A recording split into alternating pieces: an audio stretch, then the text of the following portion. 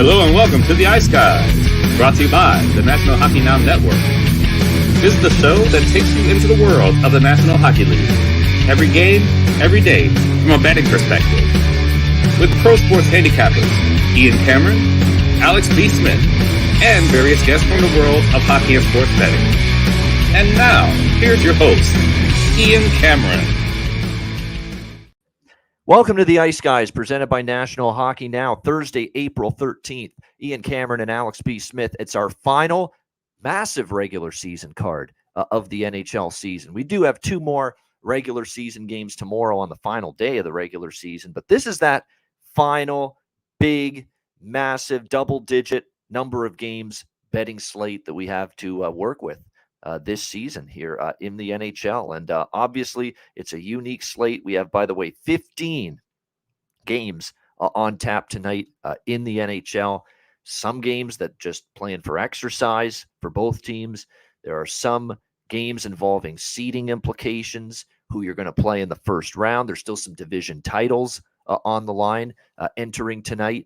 But the one thing we can tell you, and we said yesterday, we hinted at it, that we may need to be in a spot going into the final 2 days of the regular season where we know all the playoff teams, and that is indeed true. We know all 16 playoff teams. Every playoff spot has been clinched after the New York Islanders clinched the very final spot with that second wild card spot clinched last night with their victory over the Montreal Canadiens, eliminating the Pittsburgh Penguins. So we know the 16 playoff teams, and we know who's going to be in the dance when the Stanley Cup Playoffs begin on Monday. We just don't know the matchups yet, division titles, home ice advantage, all that kind of thing. It'll still be determined in a lot of different divisions here and situations in the last couple of days. Alex, it's a very unique card to handicap when you're this close to the end of the regular season, the second to last day. This is the final game of the regular season, game 82 for all but four teams in the NHL tonight. And but we've got some unique angles. I mean, I've got a lot of props that I've bet. I can't wait to share them with our viewing and listening audience. It's all based around players looking for their 50th goal or their 40th goal, or looking to break an NHL record or a team record in franchise history. There's a bunch of those spots tonight involving player, accolades, player achievements, if you will, that they can get on this final game of the regular season. And we're betting all the props accordingly based off that. So hopefully that ends up being profitable. But obviously, Alex, looking forward to this big card and a unique one indeed. Yeah, absolutely. And it always is. Like I said, it's unique and different. And this is one of those times where you have to look for those different angles and derivative wagering really is your friend. We've been talking about it all week, but especially on the last day, and some of these teams having to, swan songs, obviously different scenarios around the country. Of course, the biggest one we were talking about off air is this will be the final game for Jonathan Toews, the captain, in the United Center tonight against the Flyers. And not sure how much everyone knew or didn't know about this. Knowing that management and front office, they probably had some stuff planned for a while, and they just kind of made it official today. So it'll be interesting to see how that goes. Of course, except teams are still battling for division spots. A couple plays that I have are related to those teams and what they need to clinch division titles. So yeah, it's an interesting kind of a card, and you'll definitely get to see the watching and listening the variance and difference between Ian and I, because I'm sure Ian, like you said, you got a lot of player props and you load up with stuff. I pretty much have a whole lot of nothing. I got about maybe 4 or 5 plays that I've made personally, and I do like them quite a bit. And it's a couple of things I might lean toward, especially like I said, we're talking in regard to player props. But as far as sides and totals, this is a day where I really kind of stay away from just straight up sides, straight up totals. Yeah, and again, this is just a situation. I agree. I'm more into the props today, believe it or not, than the sides and the totals, because it's a little bit dicey, especially in the games where there's either teams out of the playoffs playing head to head, or there's teams that both teams have clinched everything. They're locked into their position in the standings. They can't move up or down. So those become the games that are a little bit more tricky, difficult to handicap, get a read. I mean, we don't want to play Dr. Fraser Crane. I love that show growing up. Great sitcom, but we don't want to play that game, play Dr. Fraser Crane and get into the heads of these players at this time of year. But unfortunately, you kind of have to, on a night like this tonight in the, like I say, it's the final regular season game tonight, game 82 for all but 4 teams. Buffalo, Columbus play each other tomorrow, as do Colorado and Nashville. tomorrow night. So other than that, everybody else is wrapping up their regular season tonight. Just quickly on the 2 games last night, congrats Islanders, clinching the final wild card spot in the East, eliminating the Pittsburgh Penguins, who I have zero pity for. I have zero empathy for the Pittsburgh Penguins. They have only themselves to blame. You lose to the Chicago Blackhawks 5-2 at home. Good night. You don't deserve the playoffs at that point. So congrats to the Islanders, and congrats to Dustin Wolf, his first NHL victory and his first NHL start for the Calgary Flames last night in a 3-1 win. And who had Nikita Zadorov getting the only 3 goals for the Calgary Flames and getting a hat trick on their bingo card going into that game last night. But what a great night for Big Z. What a great character he is, too. His post-game press conference was hilarious, talking about his big night. And his interview on Spit and Chicklets earlier this season was hilarious, too. So great character. Great to see someone like that have a night like he did, getting the hat trick for Calgary. But Alex, just briefly on the 2 games last night, the headline being Islanders in, Penguins out. Yeah, and like you said, can't feel bad for Pittsburgh one bit. I mean, that's like I said, the comments, I still laugh about it from Evgeny Malkin about, well, this team should have been a little bit younger. It's like, yeah, right, he shouldn't have been there, and other guys shouldn't have been there, and Jeff Carter Letang shouldn't have asked for the money he got. Right, and 7 extra years, like it's absurd. And so, like I said, they made their own bed. Now they lie in it, and Sidney Crosby gets to play a little more golf than usual this summer. And the Islanders, they're in, but they're a playoff team because they're in the playoffs. That's it. They're not a playoff team on the ice the way that they've played as of late. So now they've got to try to more than likely end up playing the Boston Bruins. But their summer probably be ending or starting a little sooner than some of the other teams that have qualified for the playoffs in that. And the Dallas game, I mean, that's the game that I really enjoyed. Dallas and St. Louis, didn't really mean too much. Obviously, Dallas now in a position to play them again tonight to try to capture the division. But, a lot of scoring back and forth. I was really happy to cash in with the second period over live. Literally 70 seconds after putting in the bet, first Dallas goal to make it 3-2. A couple of minutes after that, 4-2. So that was a easy cash to have, and actually kind of looking back toward that game too for today. So, like I said, it'll be interesting to see how these division races, sort out. And I'm glad that we're going to actually have everything hopefully laid out to the point where we can actually, get maybe series prices a day early. We wanted to be doing those as we're on the air for the playoff preview on Saturday. Absolutely. We're looking forward to that. We have, of course, tomorrow is our final regular season show. It'll be the Friday cast of characters. It'll be me, Alex. I believe we're getting joined by both Jimmy Murphy and our guy, Nate Rapensky, tomorrow, who's joined us on several Fridays throughout the season. And then, of course, Saturday, we're going to have, of course, and by the way, we'll get Jimmy and Nate's thoughts on the playoffs tomorrow, since they won't be joining us over the weekend before the playoffs start. And then Saturday, we're going to have our Stanley Cup Playoffs preview show bonanza. And I mean bonanza. We're going to tackle every series in depth, series prices, series handicap, minus 1.5 games, that kind of stuff. How many games is the series going to go? And I know Alex has his eyes on multiple series to end up in a sweep or a 5-game series in this opening round. So there's going to be a lot of chatter about all those derivative bets and those prop bets for the Stanley Cup playoffs in the first round on Saturday.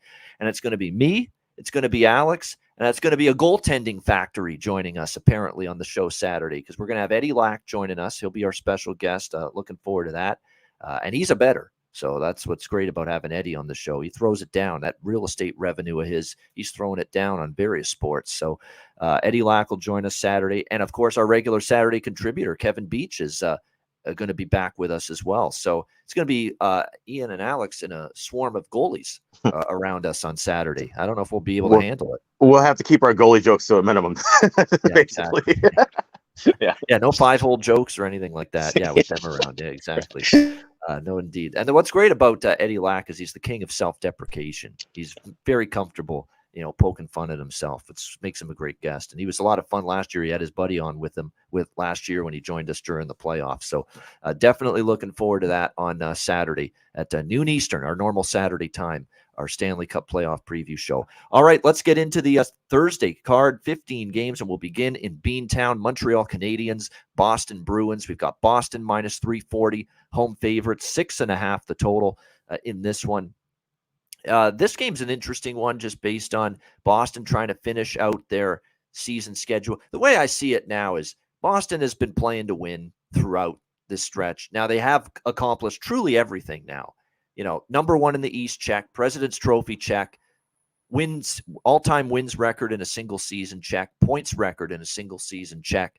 They really truly have nothing at all but pride in wanting to finish the season with a win at stake tonight. But, it wouldn't shock me if they go out there and give it Boston, because that's just the kind of team we've seen out of them this season. You look at the lineups tonight. Now, there is no David Krejci tonight, no Tomas Nosek, and Linus Ullmark is out, and they're going with Jeremy Swayman. But, really, it's still guys that are a little bit dinged up that are out of the lineup. Anybody that's well enough to play, nobody's being rested. The people that are out tonight for Boston have minor injuries. So, they're not resting anybody, which tells me they're interested in winning game 82 here tonight, the Boston Bruins. And as for Montreal, it's a tough spot for them. I thought they gave it a hell of an effort last night against the New York Islanders, trying to play spoiler. I don't think they played that bad of a hockey game. They ended up falling short in the end. The Islanders defended extremely well. You talk about lockdown hockey when they had that 3-1 lead in the 3-2 lead, I should say, in the third period. The Islanders did that. That was a defensive clinic by them against Montreal. They just made sure, hey, we're not even going to get close to giving up this 1 point that we need. And sure enough, they ended up winning. Montreal on the back-to-back here on the road. Montembeault in net again for the Montreal Canadiens, which means this is going to be a back-to-back for him. And, I'm always a little bit leery of that. So this is a game where pre-game, I'm not really going to get involved much in it, side or total. Maybe we get involved live in-game with something, depending on how it plays out. But, I just have zero interest, side or total, pre-game here. What do you think, Alex? Montreal, Boston? Yeah, I don't have any interest in this one either. And it's funny because, this is a rivalry game, right? But obviously with Boston, like I said, making history, and Montreal just getting ready to go on vacation. I just don't see where there'd be much animosity here. Like, Boston, like I said, they're playing their stars. Their starters, and like I said, resting guys who are a bit banged up. They just want to keep things rolling and ready because they know they're going to have time off before game one. So I don't know if, like I said, it could be where Boston, maybe they're interested early. They jump out to a lead. They kind of just, sit back, and then maybe the Habs come back and tie it or do something crazy. So definitely is a live game. Wouldn't have anything to do. Yeah, it's definitely one of those ones where if you get involved, maybe it's based off something you observe. There is actually a bet I will say that I do like in this game, and I actually have bet it. It's if it ain't broke, don't fix it. It's David Pastrnak over shots again. This guy is just like, he had 8 shots on goal, I believe, the other night, and he's had multiple games lately with 6, 8. I think there was a 10 spot in terms of shots on goal he had in a recent. Like, he's flying over, and you think 4.5 is usually a pretty big, steep, tall number when it comes to shots on goal, but he's making it look small, David Pastrnak, on a nightly basis for the Boston Bruins. So I say, if you've been betting it, and I have been putting a few bucks on that prop routinely, especially here down the stretch, keep rolling with it. It keeps cashing. So yeah, Pastrnak over 4.5 shots on goal. Go back to the well with that. That's really, and Matheson too. Matheson for the Montreal Canadiens. We've talked about how he stepped up his, joining the play a lot more, shooting the puck a lot more. So his shot on goal prop might be a good bet here as well. But yeah, Pastrnak over 4.5, -130. And again, Mike Matheson for the Canadiens here as well at the over 2.5 here, -140. I mean, those are two pretty good shots on goal props if you were to ask me here in this game. It's probably what I'll look at more than anything else. Pittsburgh, Columbus. We've got the Penguins -220, road favorites, 6.5 the total. Believe it or not, I'd be closer to betting Pittsburgh here than Columbus, and you would think, wow, really? -220 road favorite after getting eliminated officially from the playoffs, having their hearts ripped out, the Penguins. What incentive do they have to show up here, and really are they going to be in it mentally and spiritually, if you will, emotionally, for after a very disappointing end of their season, missing the playoffs, especially for this core of Crosby, Malkin, Letang, and missing the playoffs is gut-wrenching. And I feel, what I feel bad for? Jason Zucker. This guy laid it out on the line all season long for the Penguins, and what a season he had. He gave it his all every game. He's blocking shots left and right, heart and soul type of player. To not get in the playoffs for him, he's the guy I feel bad for on this Pittsburgh Penguins team that they didn't get in. His effort was outstanding all season. Oh, him and Chris Letang. I mean, the guy had a stroke, his second stroke, and came back and played. Yep. Fought off another injury, came back and played. That's another guy. I mean, that's tough. Obviously, like I said, I still think his contract's insane, but, to go through all that, and I think he's, at this point, it's a shoe-in. It's either him or Alex Stalock for the Masterson Trophy. My guess, it's got to be I haven't seen the odds for that, but I don't think he's an overwhelming favorite, obviously, to have overcome what he did, come back and play at a high level still. Like I said, not worthy of number one status, in my opinion, moving forward, but still just an incredible story nonetheless. And it is unfortunate for him that he's in this game. Yeah, I agree with that. That's it's been, like I say, Letang's story and his dad, of course, passing. It's everything that he's had to deal with this year, and it's unfortunate for him. No doubt about that. Crosby too, because Crosby, was very good and down the stretch, tried to will his team in with his performance, but too little, too late for the Pittsburgh Penguins, and the Chicago game in particular is the one that comes back to haunt them. So yeah, initially I was like, "There's no way I'm taking Pittsburgh," and I still have not bet Pittsburgh, and I won't bet Pittsburgh, but I think backing Columbus here, even in their home finale, is even more of a dubious proposition. You see this lineup that they're putting out there. If this isn't a headline or a billboard sign in neon lights flashing "bad for Bedard, bad for Bedard, bad for Bedard," I don't know what it is, because this is definitely a sign of a team that's looking, I think, to lose. They're littered with it. It's an AHL roster, right? It's Ray Bryce's Kalamazoo Wings, if you will, in the ECHL kind of looking team here. The ECHL affiliate of the Jackets tonight. I mean, you've got a lot of new faces. You got Michael Petilla, Tyler Angle, Samuel Nasco, Emil Bemstrom, Hunter McCown, Una Luoto. I mean, it's definitely a team that is just, you're looking like all of these players are either called up from the AHL affiliate, or just even getting a college look straight out of college. So this is definitely a team that, especially in the bottom six, I mean, it is thin. It is inexperienced. That's an owl roster. You keep looking at the list and you go, who? Yeah. Yeah, exactly. So, that tells you all you need. And even on the blue line now, although I do want to say, they got Gavin Bayreuther, Andrew Peak, Tim Burney, Adam Boquist, Billy Sweezy. The one guy that is making his NHL debut tonight on the blue line, he's actually going to be, I think, a pretty good player for them. And he was Connor Bedard's teammate last year in Regina with the Pats, Stanislav Svozil. I mean, I think he's going to have a really, really good NHL career. This is a really good young defenseman. I'm actually interested to see how he plays here for the Columbus Blue Jackets. But yeah, former, again, teammate of Connor Bedard, and actually could be a future teammate of Connor. I know Alex is like, no, stop. He's covering his ears right now as I'm saying that. But Connor Bedard could be a future teammate of Stanislav Svozil as well here in Columbus if the balls bounce right on draft lottery night for the Columbus Blue Jackets. But yeah, I'm interested to see how he plays. I mean, even some kind of prop. I haven't seen any yet for him, because usually the guys that are just called up, they're late to the draw in terms of posting props for those kind of players, but definitely keep an eye on him. He's going to be, I think, a good defenseman in this league. For me, I would look at over 6.5, and I would look at both teams to score in the first period. I mean, and I'm going to be on those two bets in a lot of games tonight. Not only the full game over, but that both teams to score in the first period.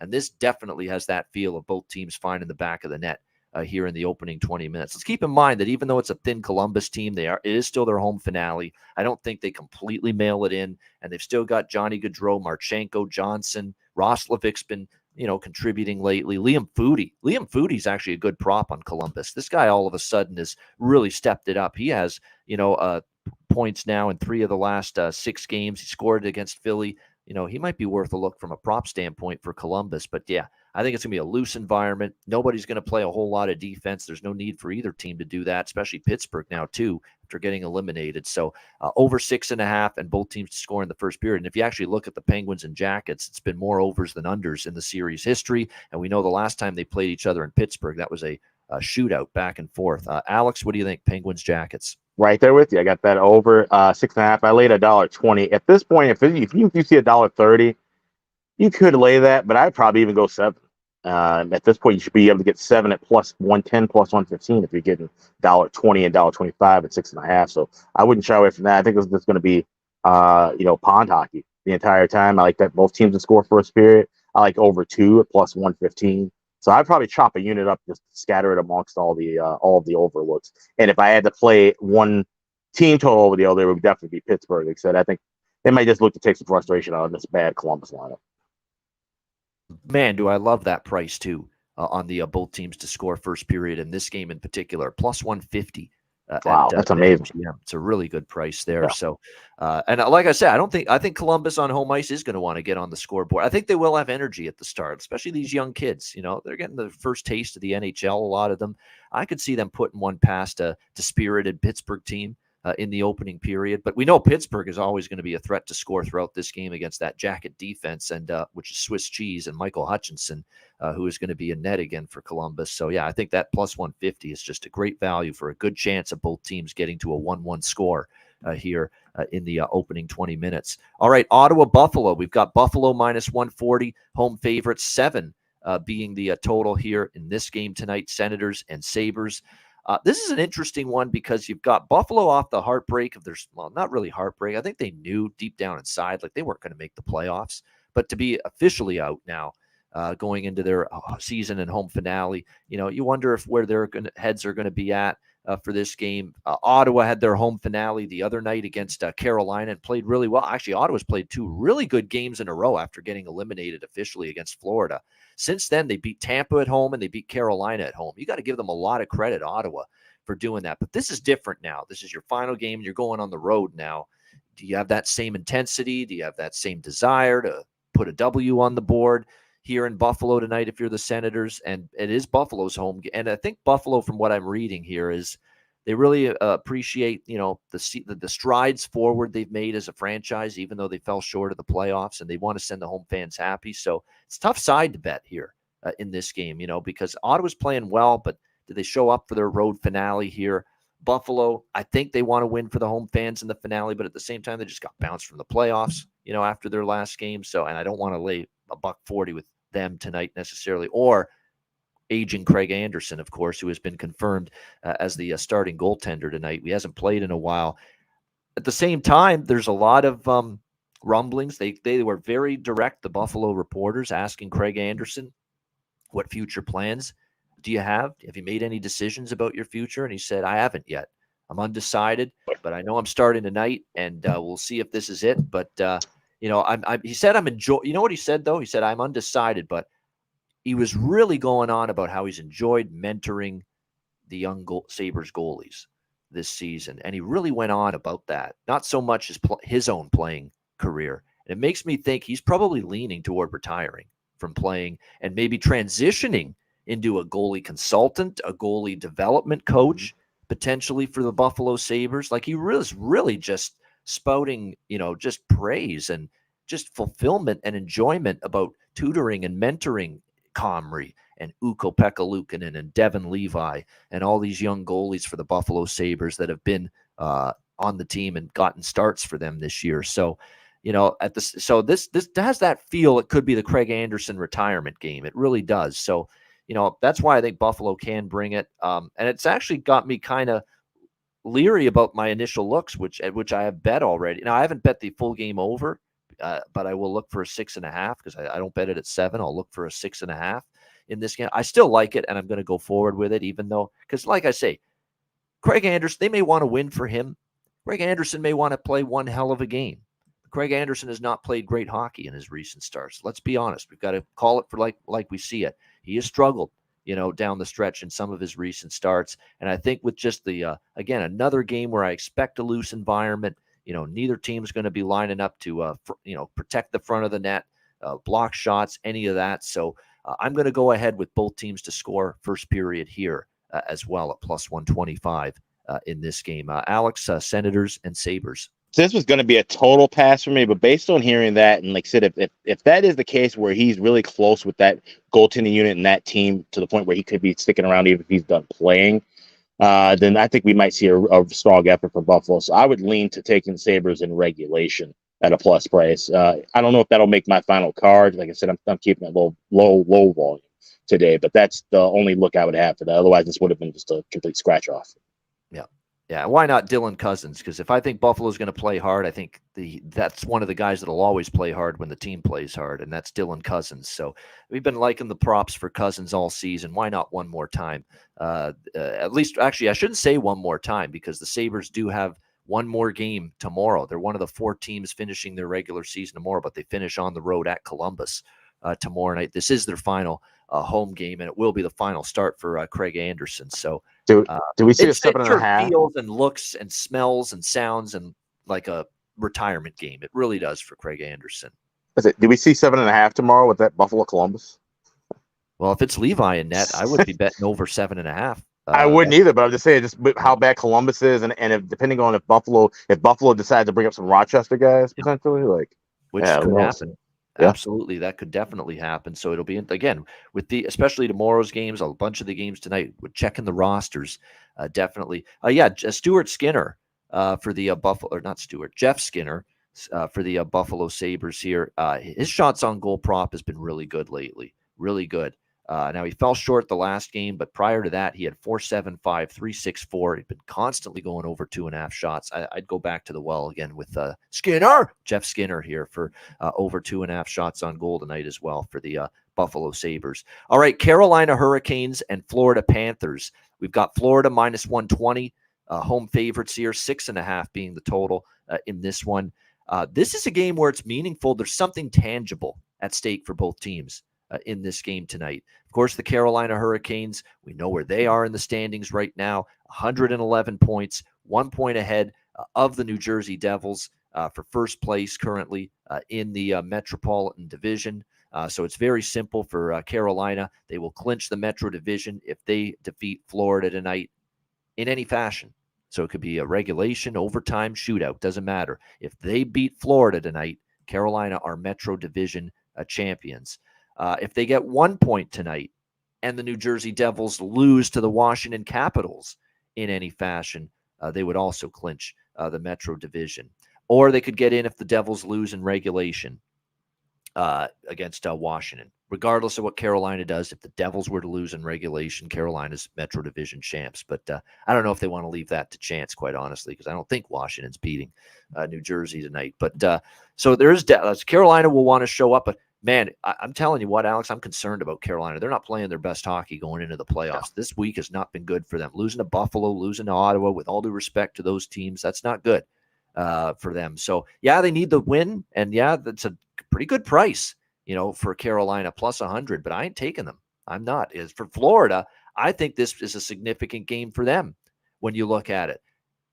No, they're not going to say it publicly. Paul Maurice hasn't said it publicly. Matthew Tkachuk hasn't said it properly. None of the players, Montour, Ekblad, go on down the list. They haven't said it publicly, but there's got to be a belief, a collective belief that deep down inside, if they were to talk amongst themselves in the dressing room, like, hey, guys, do you really want to play the Boston Bruins in the first round? Like, really? Do you really want to be a team that's got to go up against the mighty Boston Bruins, this all-time great regular season team that's been dominant all season? Do you really want to play those guys in the first round?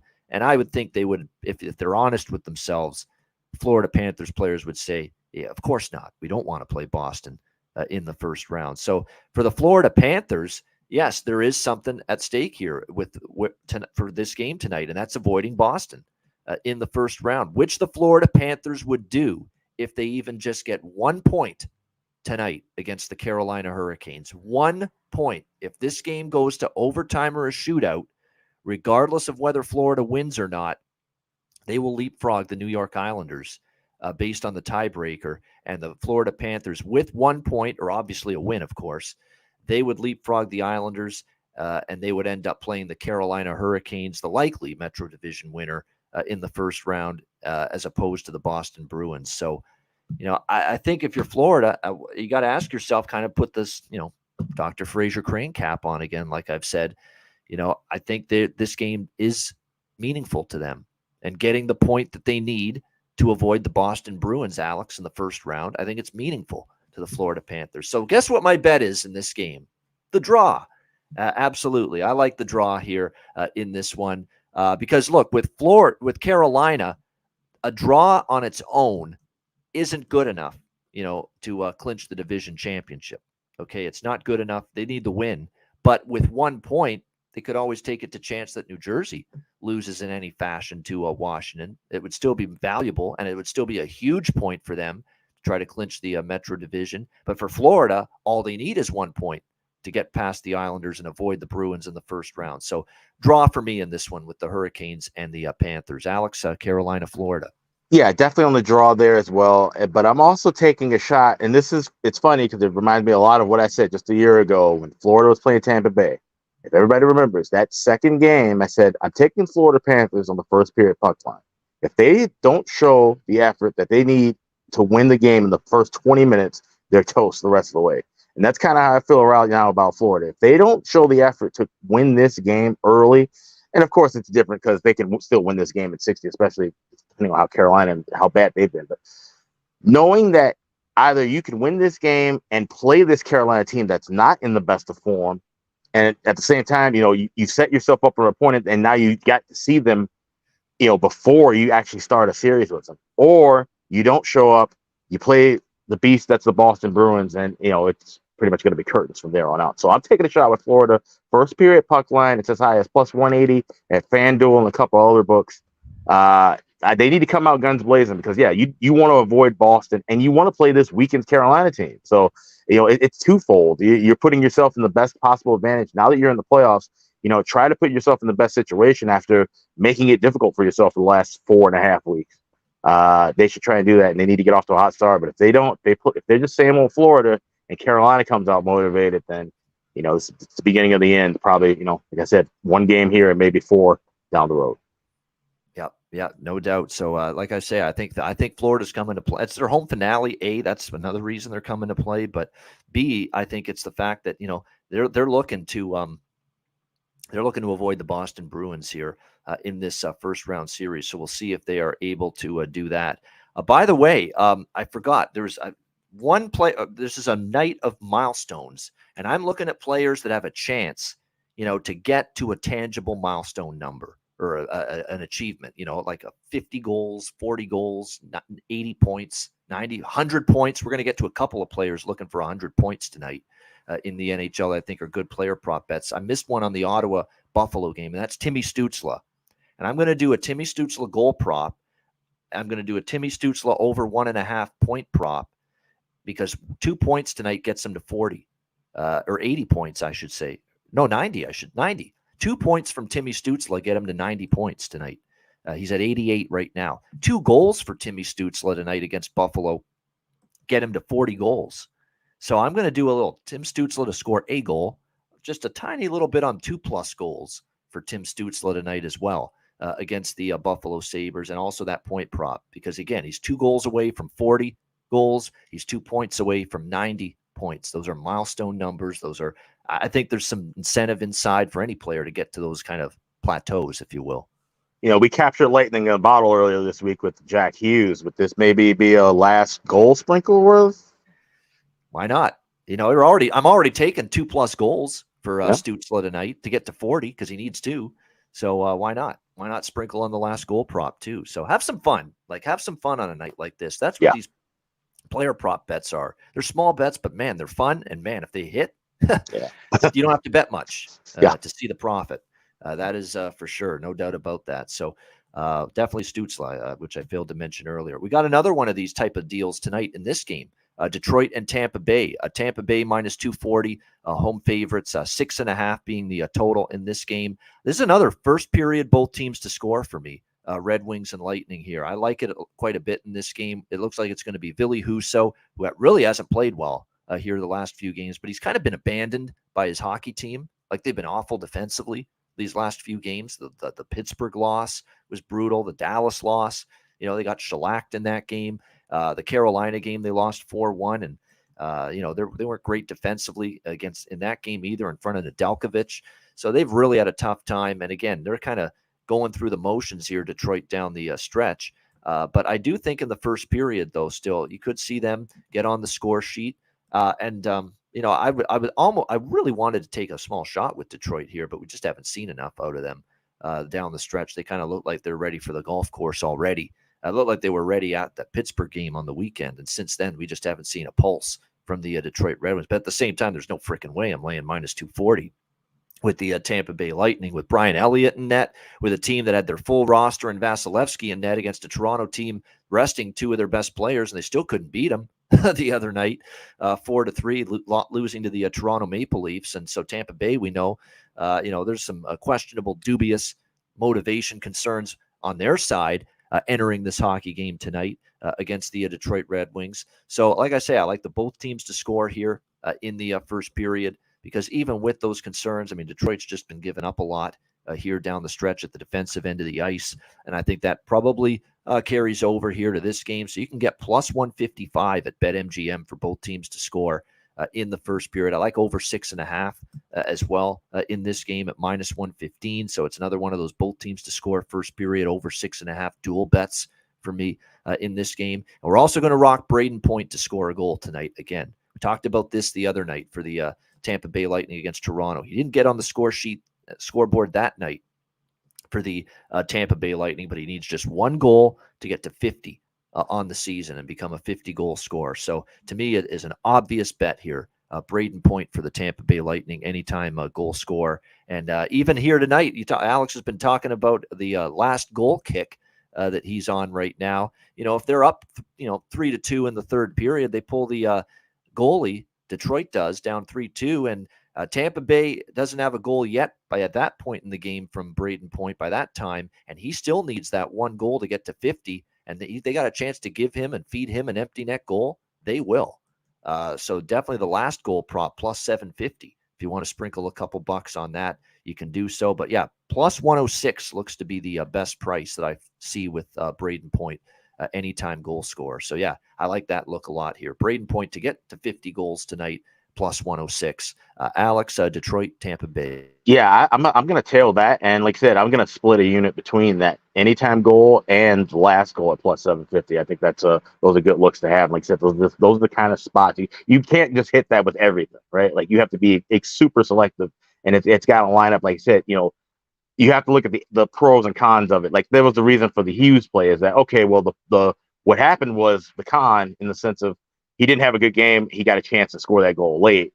The pro was that with the 100 points, I hope that he'd had a good game and that, he just be lucky enough to have the last goal. So you're relying way more on luck here than circumstance with Point at this price. But like I said, I mean, you're splitting it just a half unit on it. And if he gets a goal early, you already have that in pocket too. So you got yourself secured out of the way. And this is a game I don't really like from side or total perspective. So that'll be my only play. All right, Braden Point, anytime goal scorer. The last goal, probably plus 750 shot worth a look. And like I said, the both teams to score first period over 6.5 combo. Definitely looking towards that. Yeah, Perlo, I mean, it's a disinterested Lightning team potentially. It's Brian Elliott in net. That's not a bad consideration with Detroit as well with their team total over 2.5. And like you said, it's only minus 115. Definitely wouldn't object to that. Toronto Maple Leafs, New York Rangers. We've got the Rangers minus 135, home favorites, 6.5 being the total here in this game. The Rangers, nothing at stake. They're locked into third. They won't have home ice advantage in the first round. And now they're just waiting to see if they play New Jersey or Carolina in the first round, which will be determined tonight. So not a huge team incentive on the line for the Rangers, other than sending the home fans home happy at Madison Square Garden tonight in their home finale. Here was the quote from Sheldon Keefe the other night after the win against Tampa Bay. It's a beauty of a quote. He says, quote, "This was a game where it looked on paper like a meaningless game. Our players didn't allow it to be a meaningless game for them. And the way they played for one another tonight, I couldn't be more prouder of them." That's a gem of that's a team that is, I think they're trying to sharpen their game up for the playoffs, honestly, Toronto. They have not mailed it in. They beat a Florida team that needed points. That's a great quote. It looked like a meaningless game on paper, but the players didn't allow it to be a meaningless game for them. And to talk about the Florida game, the Tampa games that they won back-to-back. So I'd be reluctant about laying the price against Toronto tonight. They look like they're trying to sharpen themselves up and keep this little late season vibe going into that with that momentum into the Tampa Bay series next week. And plus, look, you look at it, you'd think in most circumstances you bring up the minor league goalie and maybe you're going to have some trouble. Not Joe Wall. I mean, man, does this kid continue to impress right now for the Toronto Maple Leafs? How many saves did he have against Tampa? Like 45? 46 saves, a very impressive performance. He's getting the start again. They're being very cautious here with Ilya Samsonov. They just don't want to overload him. He's played a lot of hockey give him the rest that he needs to be ready for game one against Tampa Bay next week. So it will be Joseph Woll in net. And it looks like for the Leafs tonight, they're doing their usual rotation of defensemen sitting because they've got too many of them on their roster. So tonight it's Giordano and it's Gustafsson. It looked like we're going to be out for the Leafs on the blue line, but they're still, going forward with Brody, with Hall, McCabe, Liljegren, Riley, and Shen as their 6 defensemen tonight. And like I say, all the big guns up front are playing. There's not a single player up front other than Sam Lafferty, who's injured, that is out for the Leafs tonight. Everyone's playing. Michael Bunting, Austin Matthews, Mitch Marner on the top line, Matthew Nyes, who really played, I think, a terrific game against Tampa the other night. I thought that was a great second game in the NHL from him, with Ryan O'Reilly and William Nylander on the second line, Kerfoot, Achari, and Calle Yarncrook. Like, everybody's playing. All hands are on deck here. Or it's Tavares, actually, is not playing. I think you're right. It's JT, Johnny Tavares, that's out for the Leafs tonight. Yeah, I did see that now. Yeah, John Tavares. So John Tavares is out. And he hasn't really gotten much rest during this stretch.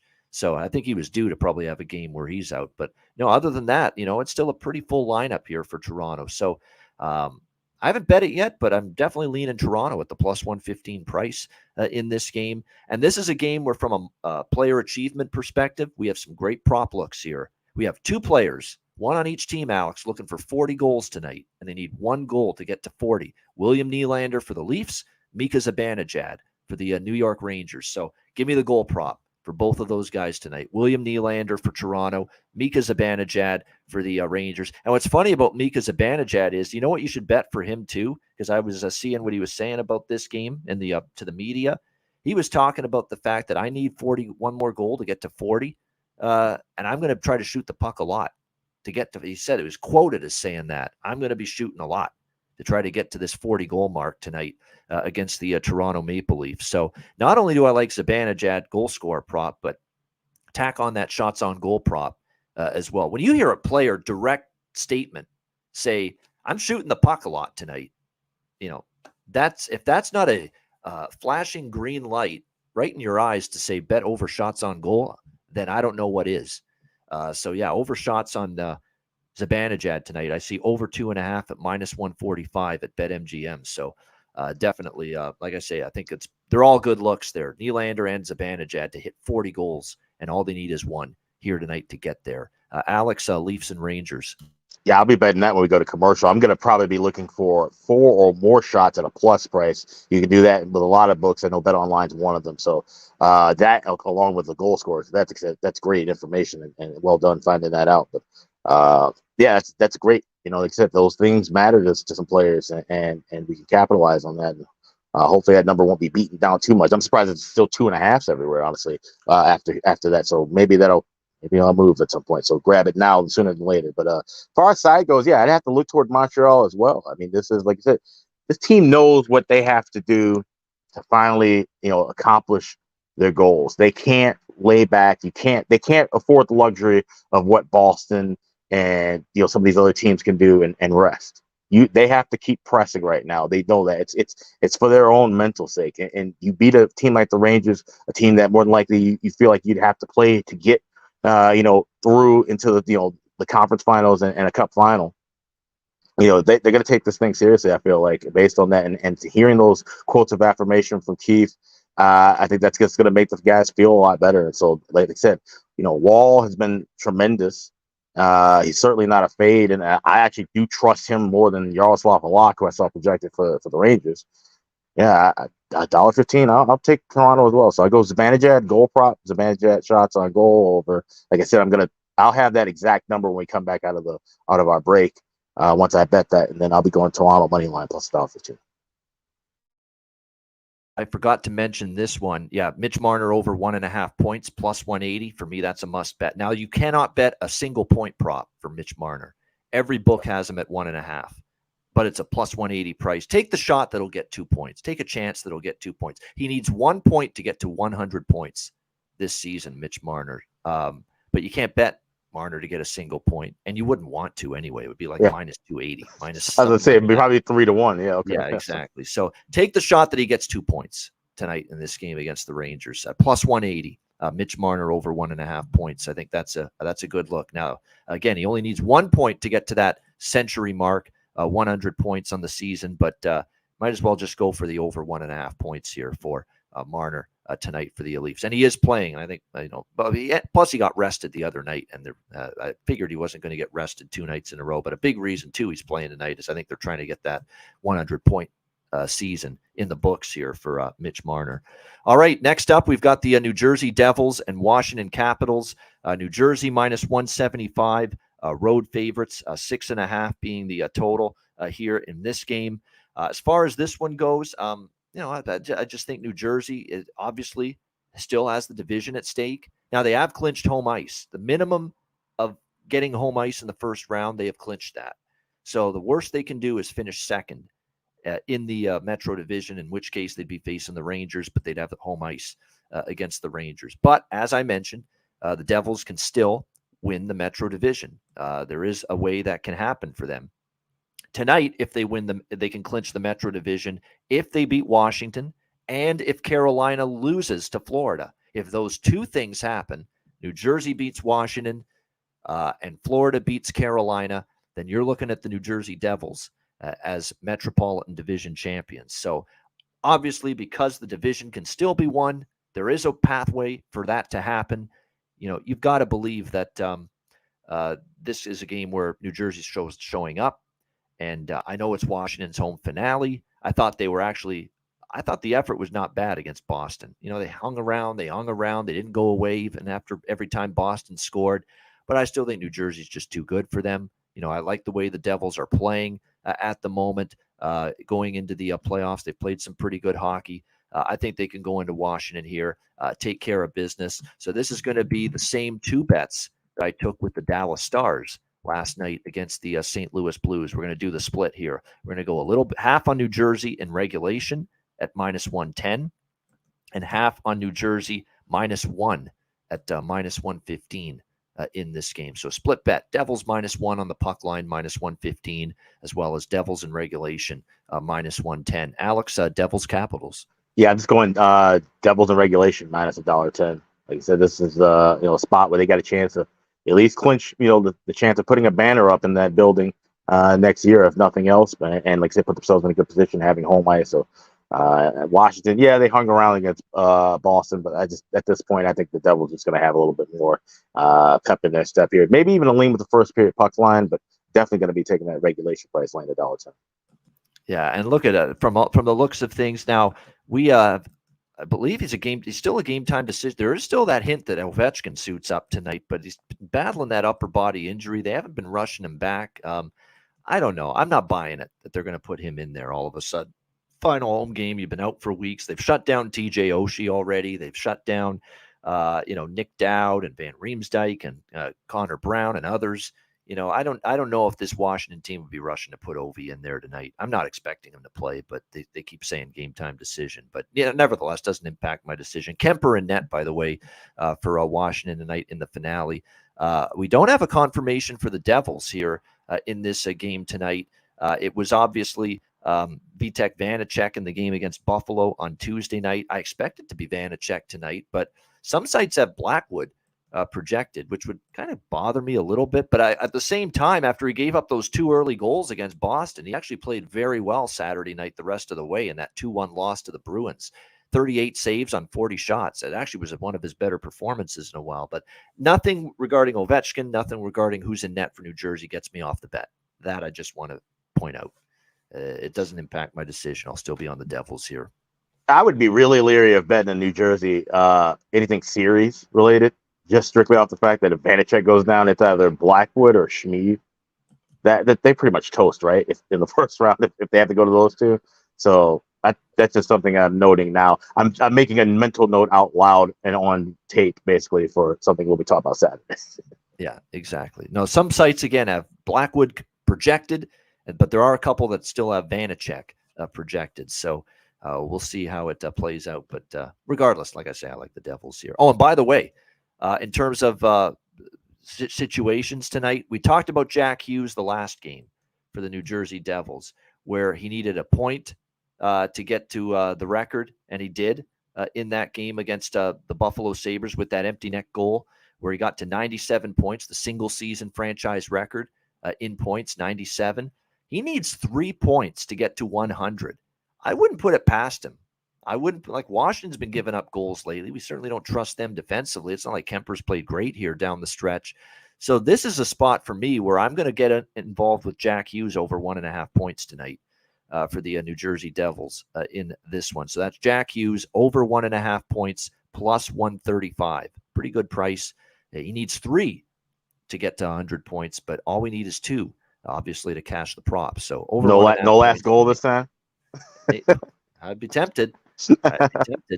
Yeah, because look, this is an opponent he can get 3 points against. Right. No question about that. And that's all he needs to get to 100 points. So, yeah, Jack Hughes. We just want to. Yes. So again, right. Now we got to be careful when we say Hughes involving New Jersey. Yep.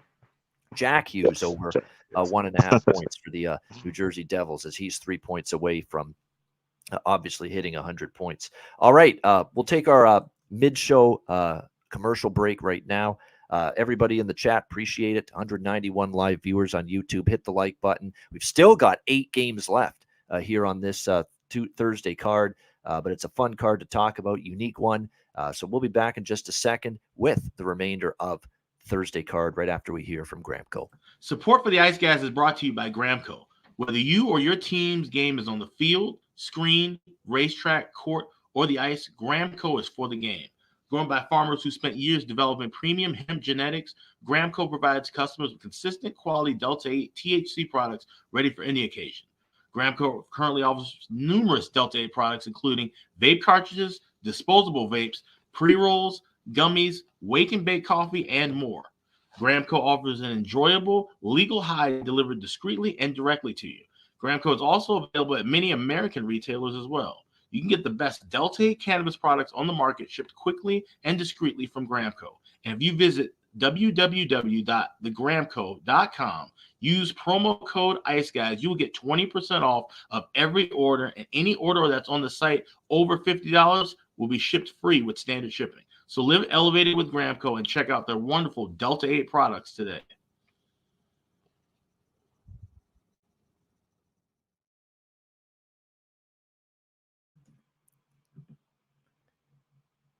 All right, we're back. We've lost Alex for a second. Obviously, internet conked out, but we'll get him back momentarily. In the meantime, let's roll along. We've got many more games still to go, including Minnesota and Nashville. We've got Nashville minus 150 home favorites, 5.5 the total here, shaded to the under in this one. Should be interesting to see how this one plays out for Minnesota, because of the fact that, you know, from their standpoint, the loss to Winnipeg and things that transpired involving Colorado and Dallas immediately after have put Minnesota in a position where they're locked into third in the Central Division. They will start the first round on the road for game 1 next week. So this is essentially the quote-unquote meaningless game for the Minnesota Wild here tonight against Nashville. But Philip Gustafsson is in net. Very interesting decision here, that even in a game where there's nothing tangible for the team to achieve here tonight, that Gustafsson will be the starting netminder here for the Wild in this game. We don't have a goalie projected for Nashville yet, but expect it to be UC Saros. We just haven't had the confirmation of that. Of course, this will be Nashville's first game after playing Calgary, which was the game that officially eliminated them from the Stanley Cup playoffs the other night. Valiant effort from this undermanned Predators team. Definitely have to give them a lot of credit. But where are their heads at? I don't know. Where Minnesota's heads at? I don't know. But I did bet something in this game, and I think you already know what that is, the draw here with the Wild and the Predators. Now, I could see that with, again, but there's nothing tangible on the line for either team. These two teams just typically play close games more often than not.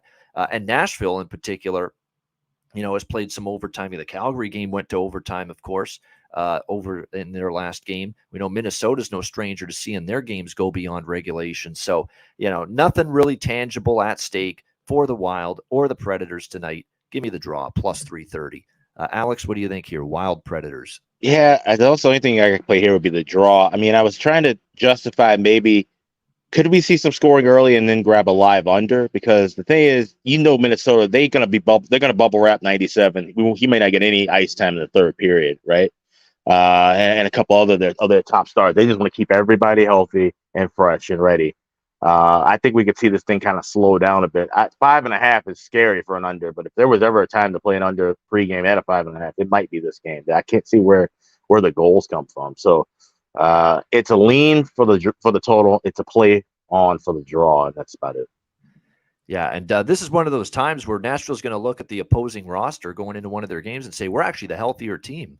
And they haven't, or the team with the more regulars in our lineup, which they haven't been able to say very often, because for Minnesota, Zuccarello is out, Sundqvist, Steele, Jared Spurgeon, Kirill Kaprizov, Marcus Johansson, Ryan Hartman, of course, and remember, he's serving a 1-game suspension. He couldn't play if he wanted to anyway. Joel Eriksson with his injury, Jonas Brodin, rest, Matt Boldy out. I mean, that's like more than the core, more than the nucleus of the team. Right there, sitting out tonight for the Minnesota Wild. So this is the Iowa Wild, essentially. Then, yeah, I definitely would be looking toward that under a bit more. Yeah, I'd probably be tempted to play Nashville, but at the same time, minus 150. Not at that price. Not after they just got knocked out as well from the Stanley Cup playoffs. So, and plus they have another game tomorrow. By the way, Nashville. Right. They have 2 home games to finish the season. They're back home tomorrow night against Colorado, facing the Avalanche. So that was the final home game angle for them either. That's tomorrow night. Yeah, that was the water main break game, right? That's right. I think that's the makeup game. Exactly. Yeah, I think Buffalo Columbus is a makeup game too for a snowstorm earlier this year. Yeah. That's the only reason there's games tomorrow night. The season was supposed to end tonight across the league. Damn weather taking away an off day from us. Yeah, exactly. So, that's the only reason they had 2 games tomorrow night on the schedule. But the draw to me is just the clear option here in this game. I'm just looking at the player stats. From what I recollect, I don't think there's anything in this game in terms of milestones needing to be achieved. Plus, all the players that were looking to get milestones from Minnesota aren't even playing anyway. So, it's not a game that I expect that to be something to look at in terms of players looking for some big milestone or big achievement. All right, Blues and Stars. We've got Dallas minus 270, home favorites, 6 the total. It's back-to-back for these 2 teams, home and home. It was in St. Louis last night. Pretty easy victory for Alex, and I think we were both on the Stars there last night against the Blues, and they get the job done. And I know Alex had an in-game, because I just happened to see it on Twitter after the fact, that he had the over in the second period, and I think he just got it in. And you talk about timing, I think he just barely got the thing in, and there was a goal like 20 seconds later, and then the second goal was not too long after that. So talk about timing. It was actually 70 seconds between when the bet was confirmed and that goal, like in real time, 70 seconds between that and the goal being scored. And I think it was another 2 minutes after that when the second one came in. So yeah, it's about as quick and easy as it gets for a live wager. Yeah, no doubt. That's always fun when you see that. And it's that quick, that easy, and you just time it perfectly. There's no better situation, obviously, in live betting than when you just know you've hit it perfectly as far as the timing of your live bet goes. Did I mention I was in a bar and I was doing that on my phone as well? And you somehow pulled it off. Yeah, exactly. In terms of milestones, Joe Pavelski needs 2 goals to get to 30 in this game tonight. I told you yesterday, you bet that friggin' guy to score. And it was plus 220 last night. He is on fire. He is on absolute heater right now for the Dallas Stars. So I like Dallas again here, but you're not getting the value you did in St. Louis. And it's Binnington, by the way, in net tonight for the Blues in goal. It'll be Ottinger for Dallas after we saw Wedgwood get the start last night for the Dallas Stars. But I still would, I certainly would be Dallas or nothing for me in this game. I'm just looking at the prices, like the regulation in Dallas is just not a good enough price for me at minus 153. The -1 isn't even that great. So you'd probably have to go puck line or nothing with Dallas. But the team total, I could see going over that number. But even the team totals minus 150, I might put a couple bucks on that. I just don't love the price as much as I would have liked with the Stars team total. But it's minus 142 at Pinnacle, which is a little bit more digestible. So the Stars, if you like that team total over 3.5, it's at minus 142. Yes, the Cuban Wayne Gretzky, I contemplated that Jason Robertson is at 46 goals. He needs 4 to get to 50. But how plausible is it that he scores 4 goals in one game? I mean, do you want to sprinkle on a hat trick? Again, this is a night to have some fun with these props and these players looking for a big achievement type of number.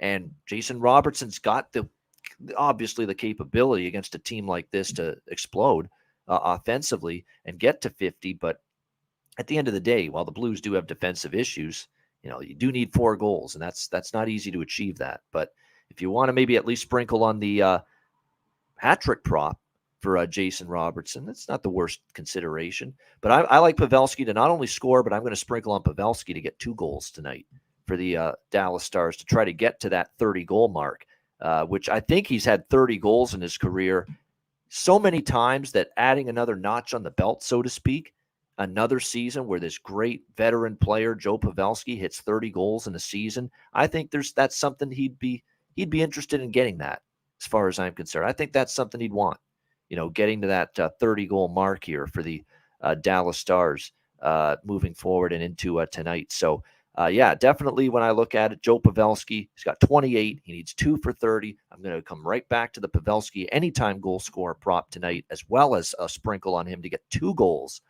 in this game tonight as well for the Dallas Stars. Again, the goal prop on its own is plus 195, the best price for Pavelski to get a goal, and the 2 goals prop is around plus 800, 850.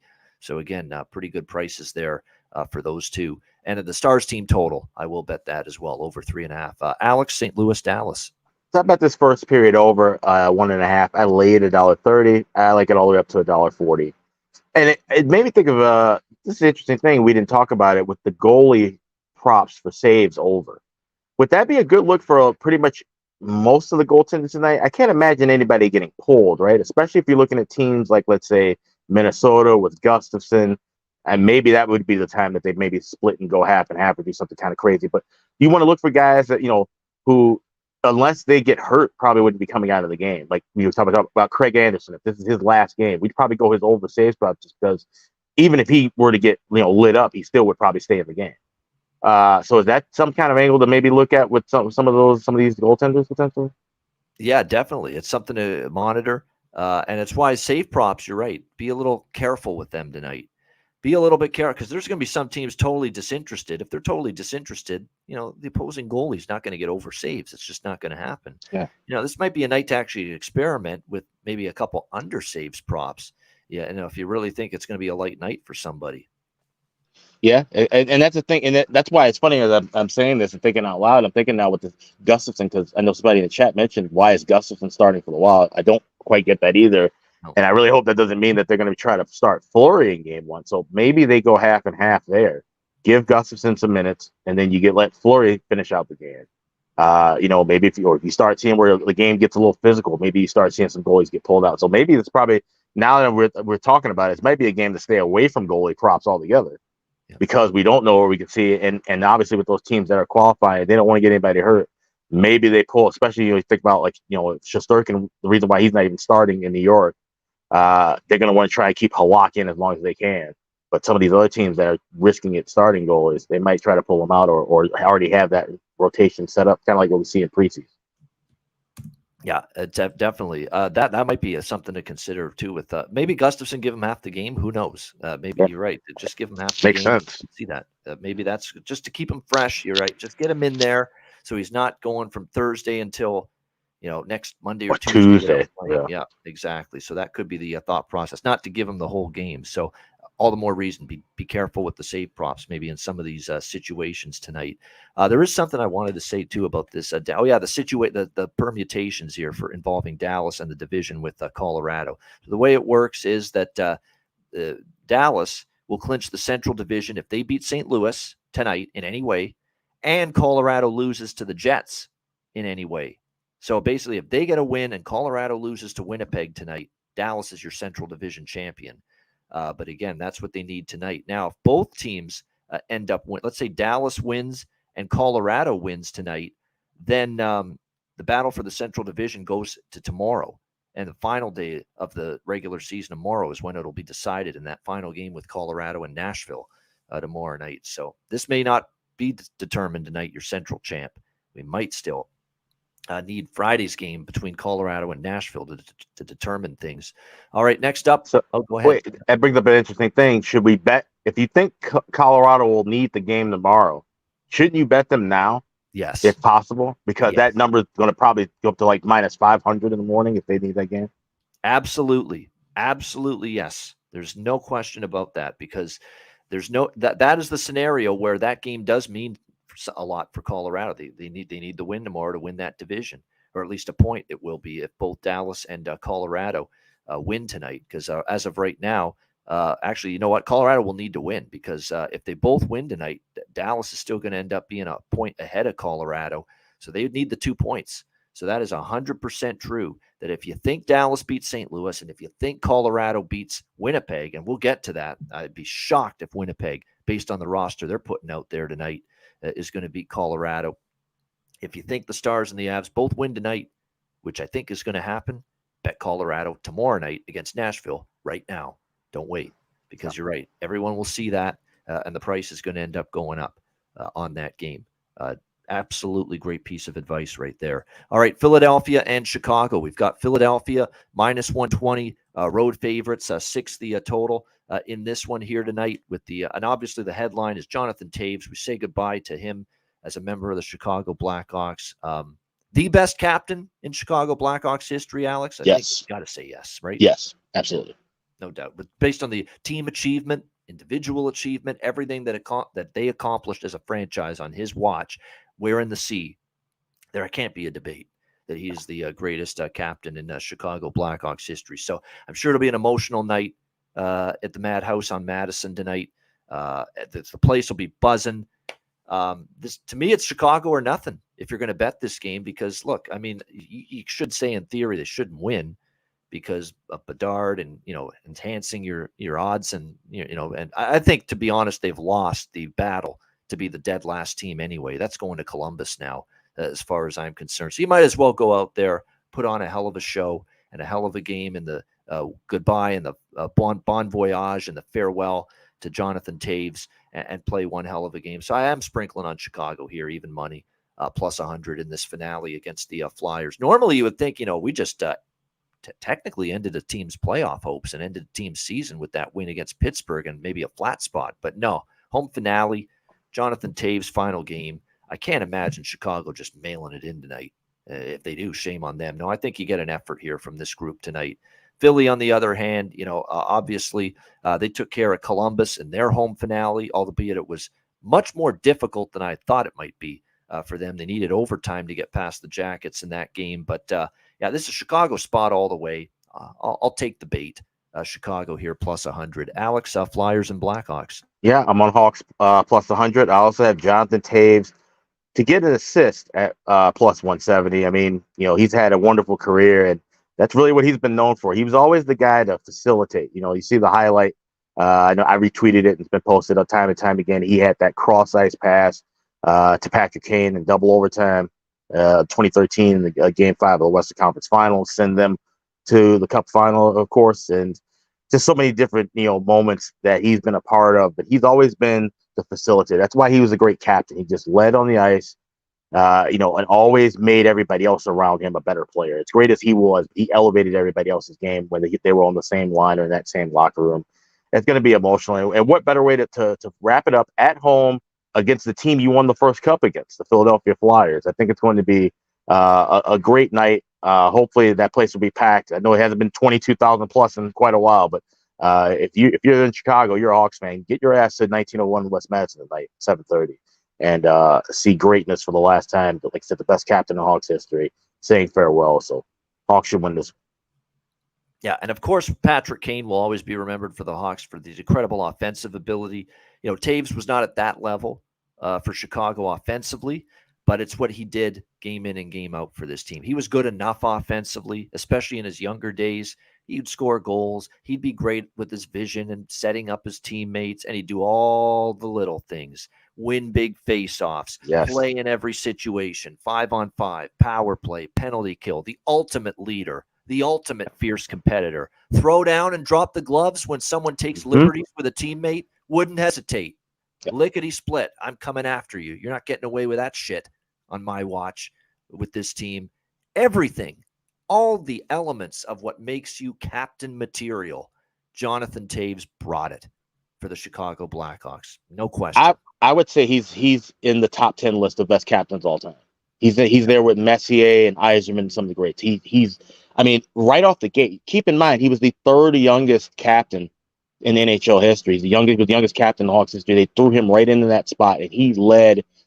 You think about the first 2 years, the guys that he played with. I mean, these were tough-nosed '90s veterans who were way past their prime, but he put that team together and made something out of nothing, and that's why they were able to go on and win a cup just a couple of short years later. I mean, it's just incredible. And like you mentioned, there's the little things that don't always show up on the score sheet that he did well, or the things that are in back of the score sheet, like face-offs and killing penalties. And he brought a lot to that team on all different angles. Yeah, he wasn't the flashy scorer. That was Patrick Kane's job, and that's the thing. He understood his role, and he understood how to help the others in their roles as well. So it's just a fantastic hockey player. He will certainly be missed in a Hawks uniform.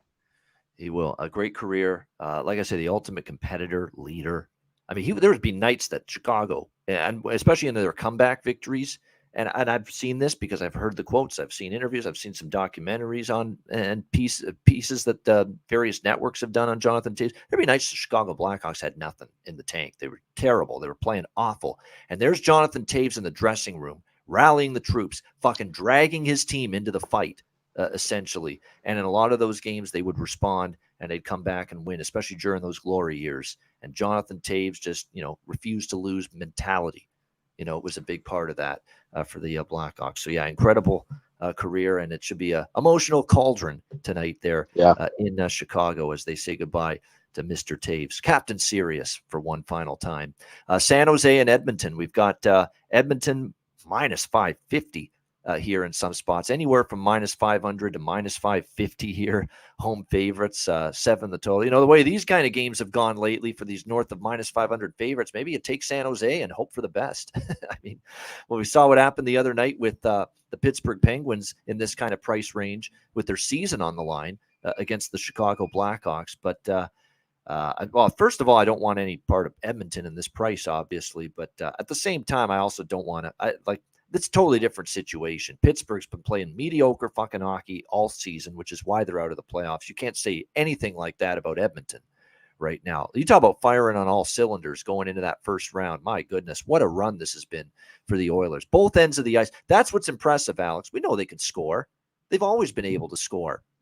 What they are doing as a team defensively at that end of the ice, that's what's impressing me. What they're getting from Stuart Skinner in net, that's what's impressing me about Edmonton right now. They have finally found that playoff gear, that way to win playoff games, the comfort in winning a low-scoring game, like they once again did against Colorado the other night. This is a dangerous friggin' team. I'm on board now. They've convinced me. They've hooked me. The Edmonton Oilers. They can win the West and maybe win the whole damn thing, with the way they're playing right now. Both ends of the ice. What will they get tonight? I mean, they've been great. I mean, I don't know if this is a mail-it-in spot. It's the final game. It is your final home game, too, in front of the Rogers Place faithful in Edmonton. It's a San Jose team that's been awful here down the stretch. Again, not really a lot of pushback. They got the first goal against Calgary last night. Plus, it's a back-to-back as well for them on the road.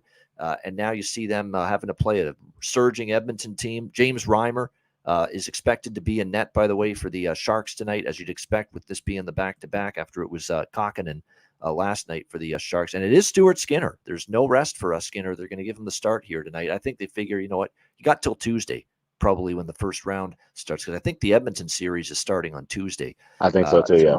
Yeah, you might as well just play this final game, and that way you won't have too much rest going into that first round series. So, it'll be interesting to see how this goes. This is more of a game where I'm looking at props than anything else. I mean, even the over, I'm not really the San Jose Edmonton series has really been high scoring. So I think if I see a 6.5, I might look at the over, but not until I see a live 6.5 in this one. But as far as the first period, both teams to score, just because of the nature of the game, might be worth a look. Maybe Edmonton's just a little after the win against Colorado, sleepy early on. So the first period, both teams to score, I don't mind in this game, but this is mostly props for me. And we've got another situation here, or a couple. I think Emily in our chat hinted at it as far as Evan Bouchard is concerned. And she made the point. He needs 1 point for like a $200,000 incentive in his contract and 2 points for $400,000, bonuses in his contract, player incentives. So that means and look, I've been singing the praises of Evan Bouchard props for the Edmonton Oilers since Tyson Barrie got traded, because he's taken over the quarterback power play quarterback since as the main blue liner on the power play since Barrie got traded away. And so Evan Bouchard to get a point tonight on its own is minus 108. So just to get 1 point, it's minus 108 at FanDuel. It's a hell of a bet. You certainly got a motivated guy, to not only get 1 point for the $200K incentive, but 2 points for the $400,000 bonus, that would come his way. So yeah, Evan Bouchard to get a point at minus 108 is a great bet. And the other one, Alex, that I'm going to mention is, the greatest player in the world right now, Connor McDavid, who can get to 65 goals with one more tonight, which would tie the most goals scored in a single season in the NHL since the turn of the century. And that was Ovechkin in 2007-2008, who had 65 goals. McDavid can get to 65 with 1 goal tonight. And I'm not only going to take him to score 1 goal, I'm going for the 2+ goals to break Ovechkin's record from that 2007-2008 season. Ovechkin had 65 goals in 2007-2008. McDavid needs 2 tonight to get to 66 and break that record. And I'm going for the damn gusto here. Give me Connor McDavid goal prop on its own, minus 145, but I'll go with the 2+ goals at a really nice plus price as well. And I might even do the old hat trick sprinkle in the final home game as well for number 97, Connor McDavid tonight. Alex, Sharks and Oilers. Yeah, I mean, Evan Bouchard, if I'm him, I'm beating Jay Woodcroft to the rink, and I'm waiting in his office, asking him for McDavid minutes, try to get that $400,000. That's a hell of an incentive. So, good luck to him. Hope he catches that. But this is a game. I mean, Oilers should put the screws to San Jose, but like I said, it's just, how do they come out? Could they be flat? Maybe San Jose, gets geared up for whatever reason early and kind of takes things out of order. So this one's a Singletary. Can't bet it, can't watch it, can't do it. There you go, a Singletary special here for Alex B. Smith. We'll have to do that. Yeah, can't watch this game, can't bet this game, can't do it. And that's the way he said it. That's exactly the tone of his voice. He said, can't do it.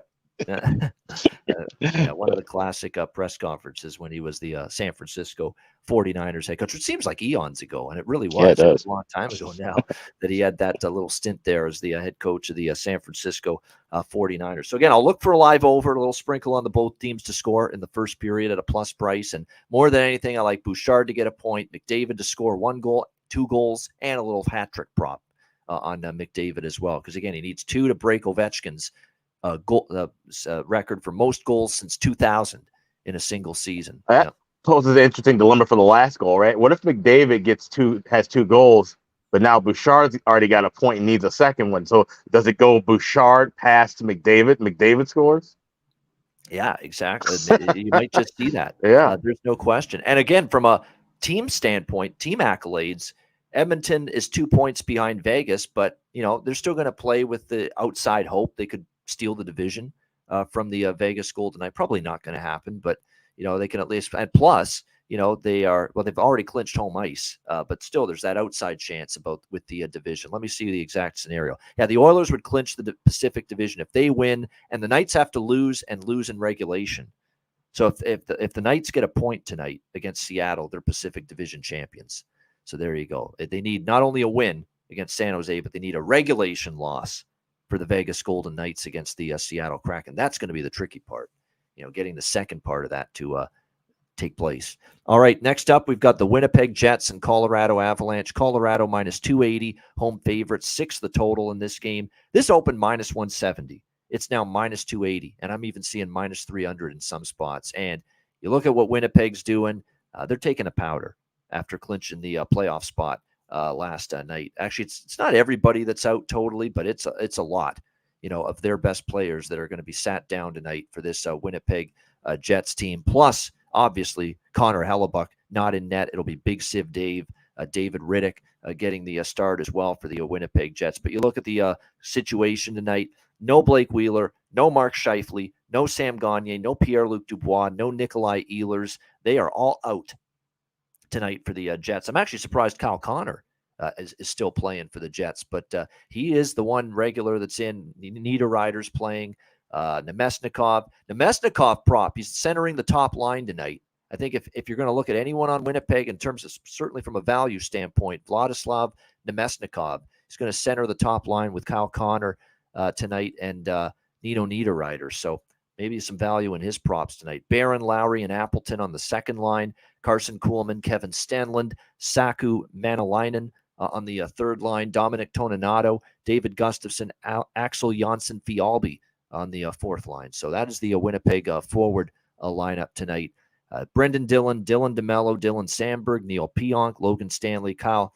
I've got that Capo Bianco on the blue line here for the Winnipeg Jets. And Josh Morrissey is out as well on the blue line for the Jets tonight. And Nate Schmidt, injury related, but he's out as well. So, yeah, it's a very makeshift roster tonight for the Jets. It should be a layup for Colorado, especially with Riddick in net. I'm just going to keep it simple here. Colorado team total over 3.5. I mean, I don't want the money line, the regulation line, the value's gone pretty much with that. But surprisingly, there's still plenty of value in the Avs team total in this game, which I think is the absolute best way to approach it now with this money line price skyrocketing up to minus 280 like it has. So, yeah, I would definitely get involved with the team total here on Colorado. Over 3.5, minus 125 at Pinnacle. Great price. Really great price. I mean, and because, again, Winnipeg, they're just getting ready for the playoffs. They've accomplished what they needed, clinching the spot, in the final playoff spot. They know they're the second wild card team, can't move up. So, yeah, and Colorado obviously still playing to try to win a division tonight. So, Avalanche team total over 3.5. And we do have another milestone situation here and another potential achievement game here on the Colorado side. And it is the great Nova Scotian, Nathan MacKinnon. 39 goals entering tonight, 107 points entering tonight. I don't know. 110's that number that I don't know if there's a great burning desire for any player to get to 110 points.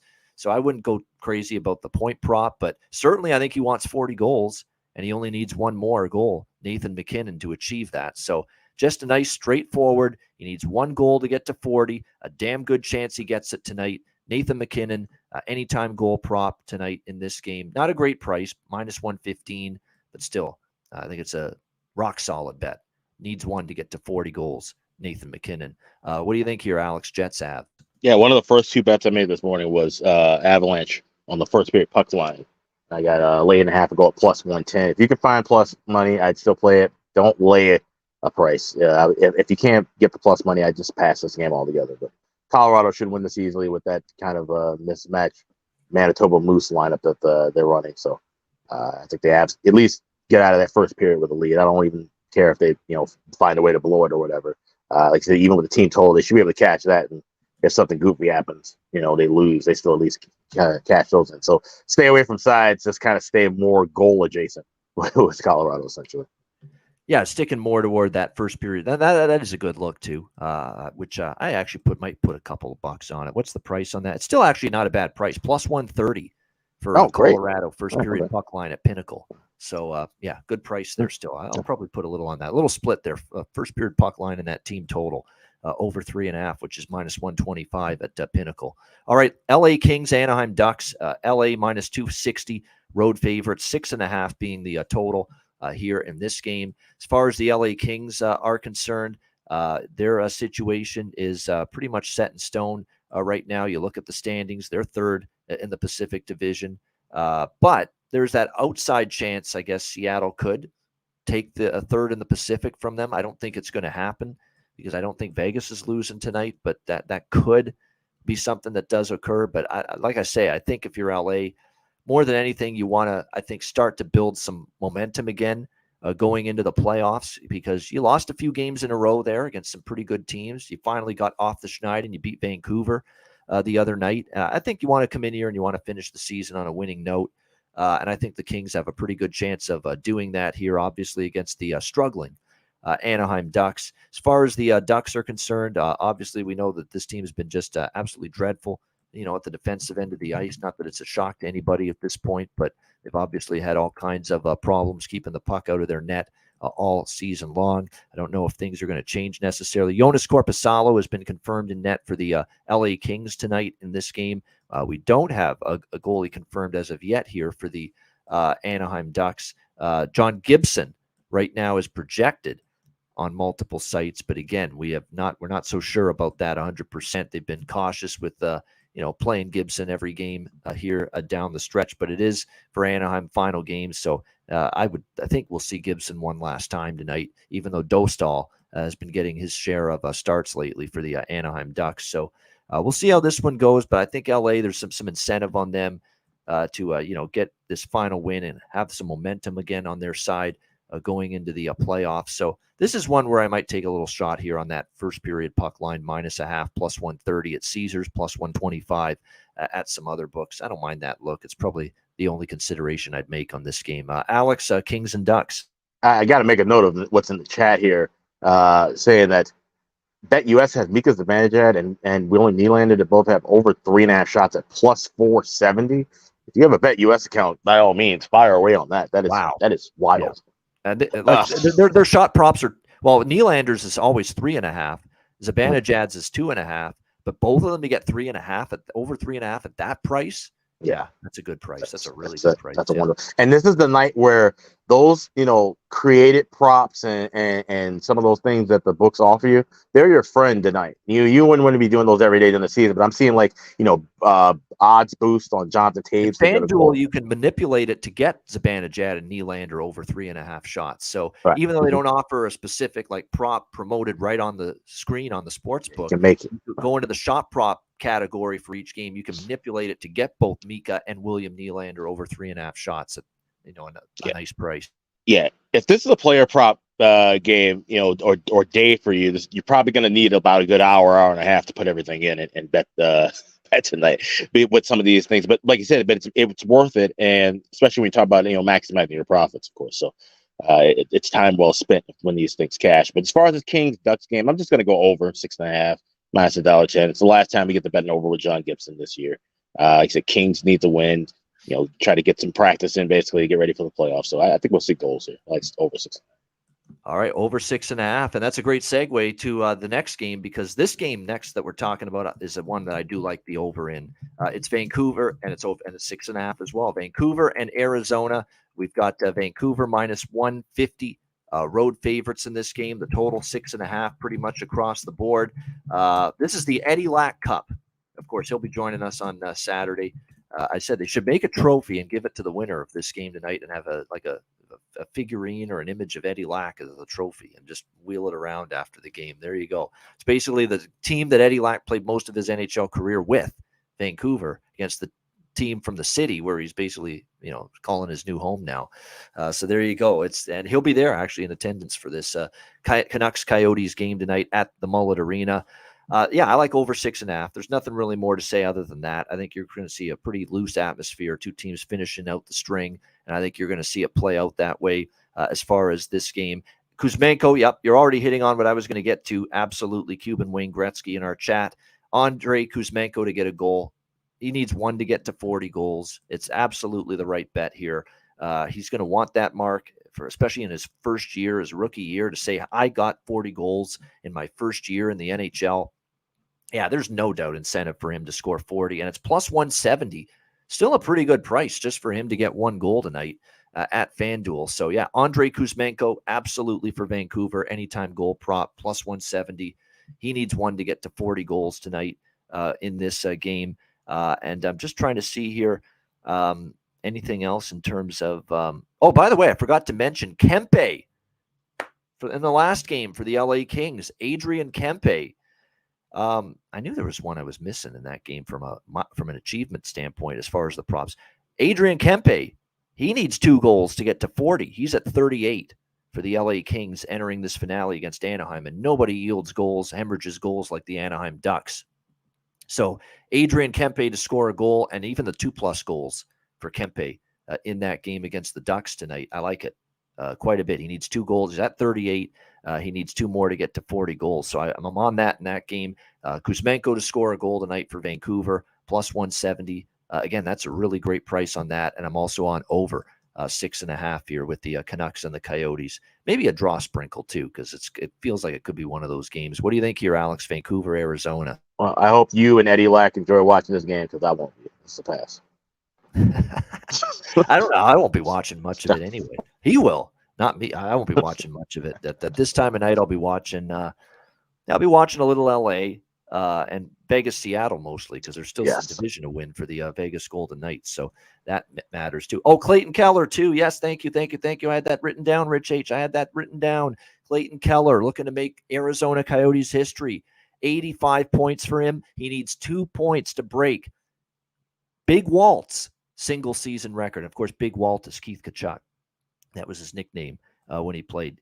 2 more points to break Keith Tkachuk's single season franchise record of 86, which he set back in, I think, the inaugural season when they moved from Winnipeg, the original Winnipeg Jets, to the Phoenix Coyotes, 96-97. Keith Tkachuk had 86 points for the Phoenix Coyotes at the time. Clayton Keller's got 85, and he needs 2 points to get to 87 tonight and break that record being held by Keith Tkachuk.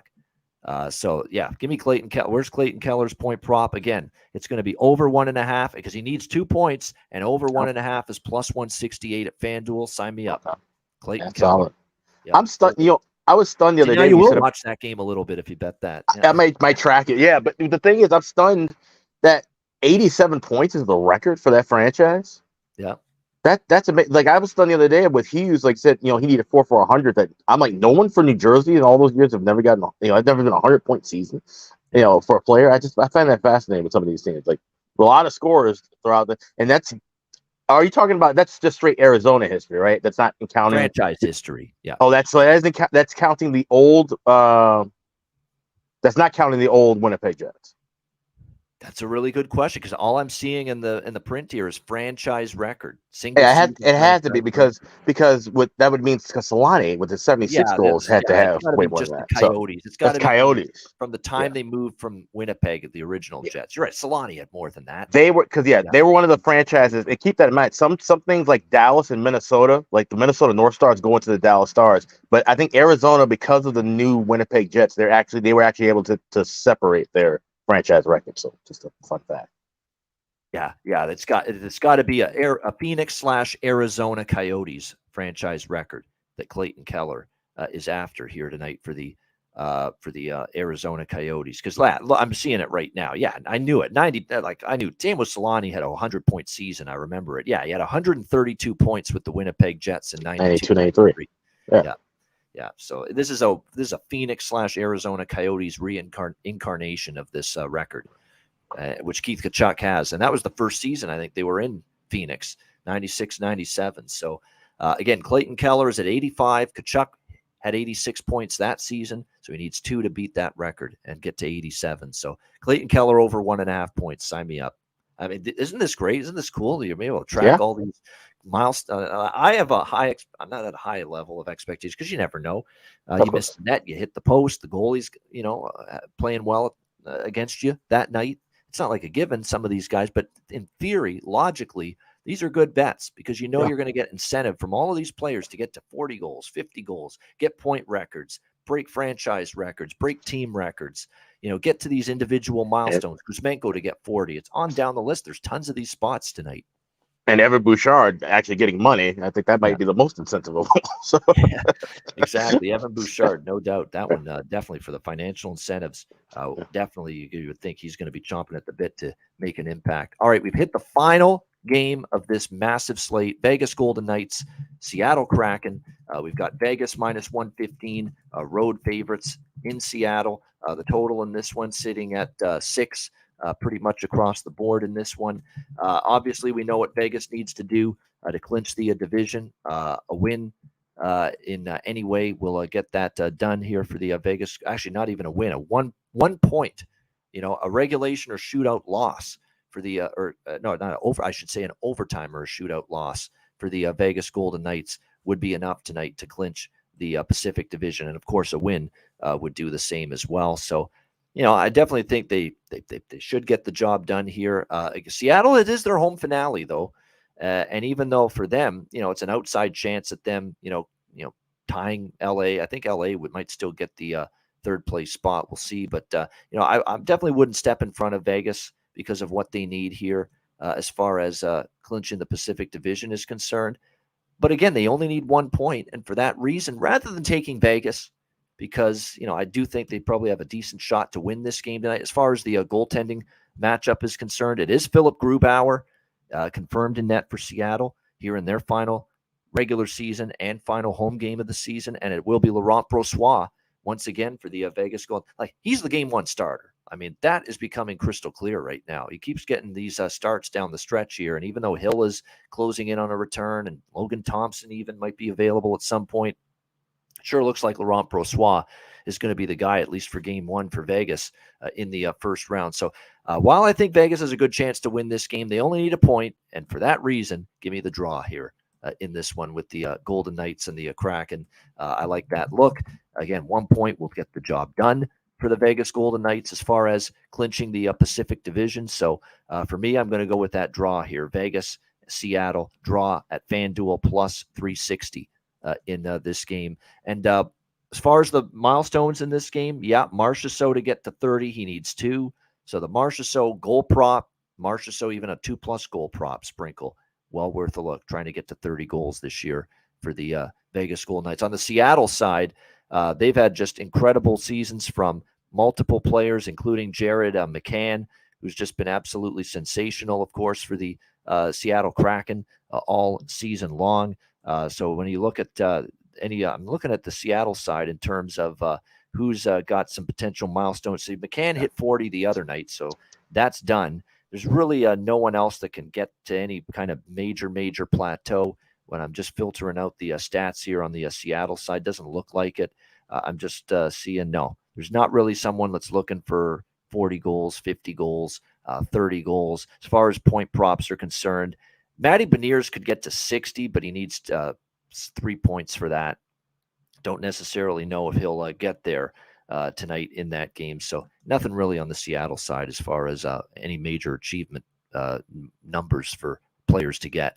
What do you think here, Alex? Final game, Vegas, Seattle. And I say all these are already, franchise records because it's just year 2 for Seattle. So you're just building upon a record that'll be broken later, basically. Yep. But I like the draw here as well. Like I said, both teams just needing just 1 point, especially Vegas, to secure the division. This definitely feels like one of those games that we'll see a little bit of competitive energy, but then it just slows down.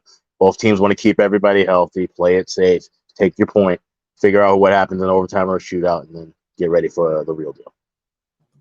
And I'm going to do it one last time for good old time's sake, because he started to heat up again for the Vegas Golden Knights, getting this top line opportunity, or at least he did. I think he's second line now. Nick Waugh and Riley Smith on his line, but Michael Amadio, why not? This was a guy we were cashing some serious goal props with earlier in the year, and he's been eating up a little bit again here down the stretch. So I'm going to get involved there a little bit with Amadio for the Golden Knights. Anytime goal at a nice price there, plus 460 at FanDuel. Why not? Because he's been heating up a little bit as of late. Yeah, Nugent Hopkins, 3 away from 40. Yeah, outside shot there with him to get 40.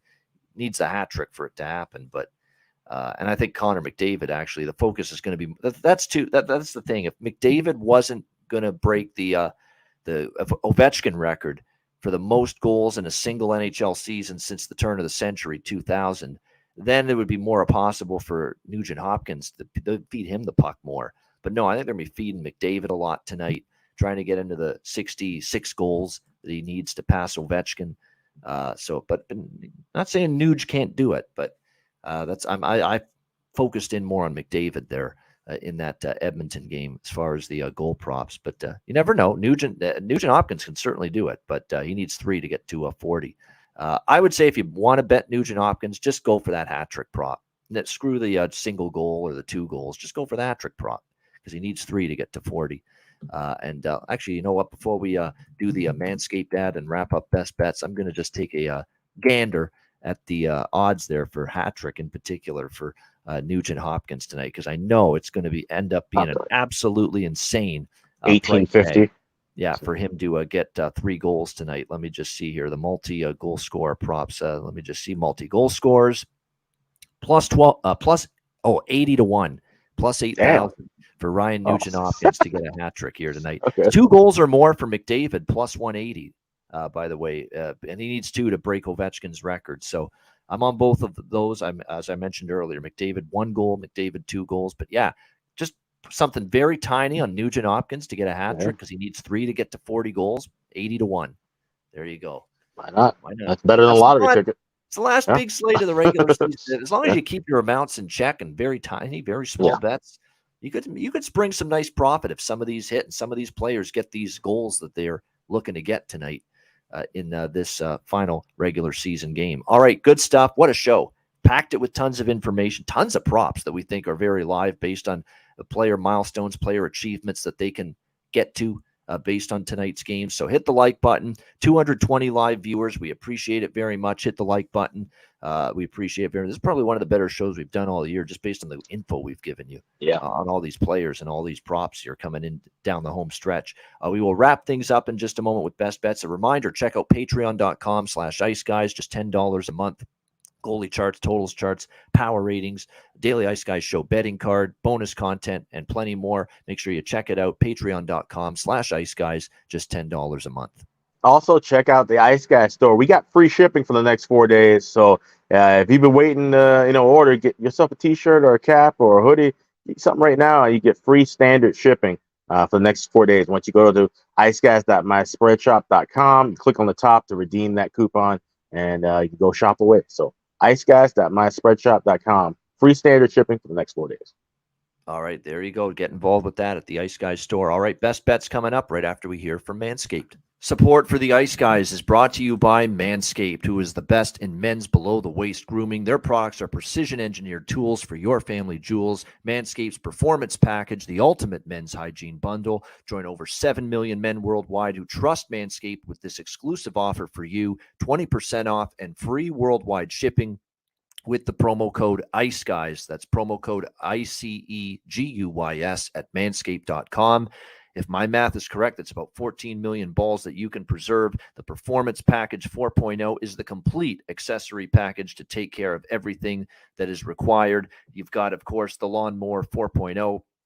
Takes care of your facial hair and among other things. You've got, of course, the Weed Whacker. I'm approaching 40. Nose hair has become a major issue. It pisses the hell out of me. I need to take care of that shit, and the Weed Whacker can help you do that. Both of these products, waterproof and a 4000K LED spotlight for a more precise shave. And you'll also be able to take care of those delicate areas with the ball toner, with the ball deodorant, keep you smelling good, looking good, and feeling good down in the nether regions. This complete Performance Package 4.0 will take care of everything for you, for all you guys out there, and it's courtesy of our good friends at manscaped.com. So get 20% off and free shipping with the promo code ICEGUYS at manscaped.com. That's 20% off with free shipping at manscaped.com. And use promo code ICEGUYS. Unlock your confidence and always use the right tools for the job with Manscaped.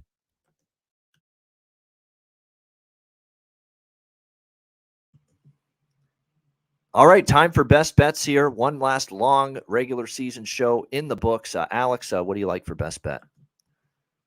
It's so tough because, there's a lot to choose from. But I'm going to go with this play. And like I said, I got this at Bet Online. You can find this at a lot of shops where you can kind of mix and match with your shot on goal props. We're going Mika Zibanejad, 4 shots on goal or more. I got that at plus 145 at Bet Online. He literally said himself he's going to be trying to shoot as much and as often as possible to hit that goal milestone. I think he's going to get a ton of looks and a ton of chances at it. That's great plus value for him to just get at least 4 shots on net. We're going with that. Mika's advantage at 4 more shots plus 145. That is my best bet for this Thursday. All right, going for the uptick in the shots on goal count tonight for Mika Zibanejad. And he's quoted in the media of saying, "I'm shooting the puck a lot tonight as I'm trying to get to 40 goals here for the New York Rangers." And he only needs 1 to get there. But obviously he's going to try to fire that puck a lot to get there, obviously. So over that 4+ shots on goal, Mika Zibanejad, New York Rangers at that great plus price for Alex B. Smith with his best bet. You know what? Because I really like so many of these props tonight, I'm just going to go for a prop look tonight. And for me, it's going to be Braden Point, Tampa Bay. And I've been not a big fan of Tampa Bay, but this Detroit team has kind of quit defensively here the last few games. He only needs just 1 goal to get the milestone of 50 goals in a season. He's at 49 right now. He needs just one more goal to get to 50. I think it's a wonderful bet tonight on Braden Point to get the 50th goal against a team that has been giving up a lot of goals here the last few games. Let's go Braden Point, Tampa Bay Lightning, anytime goal score, plus 106 at FanDuel. That is going to be my best bet here for this Thursday NHL card. That'll wrap up this edition of the Ice Guys. Thanks to everyone in the chat for joining us. Hit the like button on the way out. We appreciate it very much. And a reminder, the Ice Guys is live 7 days a week, Monday to Friday, 2 p.m. Eastern, Saturday and Sunday, noon Eastern. If you can't watch the show live, download the Ice Guys podcast in audio form on all major podcast platforms, Google Podcasts, Apple Podcasts, Spotify, Stitcher, iHeartRadio, Amazon Music, and more. Download the Ice Guys podcast when you can't watch the show live. For Alex B. Smith, I'm Ian Cameron. Have a great Thursday night. Enjoy the games and good luck. And we will talk to you again tomorrow on Friday for another edition of the Ice Guys presented by National Hockey Now.